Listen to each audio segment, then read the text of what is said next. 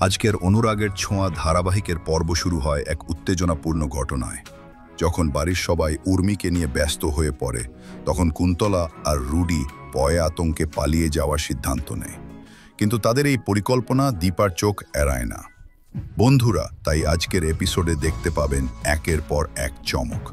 যখন সবাই উর্মিকে নিয়ে ব্যস্ত হয়েছিল, তখন দীপা একা দাঁড়িয়ে থাকে। সে রূপা আর কৃষ্ণাকে পাশে নিয়ে বলে, চলো, ওদের পালাতে দেব না। দীপা দৃঢ় প্রতিজ্ঞা করে যে কুন্তলা আর রুডিকে আটকাতেই হবে। এদিকে কুন্তলা আর রুডি গাড়ির জন্য অপেক্ষা করছে পালিয়ে যাওয়ার উদ্দেশ্যে।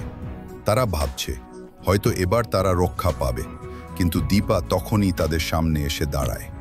পরিস্থিতি আরও উত্তেজনাপূর্ণ হয়ে ওঠে যখন দীপা বন্দুক বের করে।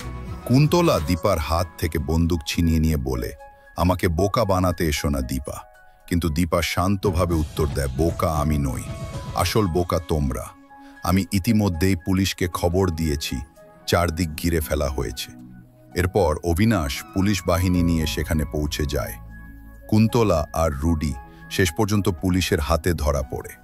তাদের থানায় নিয়ে গিয়ে কারাগারে ঢুকিয়ে দেওয়া হয়। আর তখন দীপা শিকের ওপার থেকে তাকিয়ে বলে, আমি তো বলেছিলাম এবার তোমরা রক্ষা পাবে না, এটাই তোমাদের আসল জায়গা। শেষে কুন্তলা বুঝতে পারে তার সব খেলা চিরতরে শেষ। আরও জানতে চোখ রাখুন পরবর্তী এপিসোডে।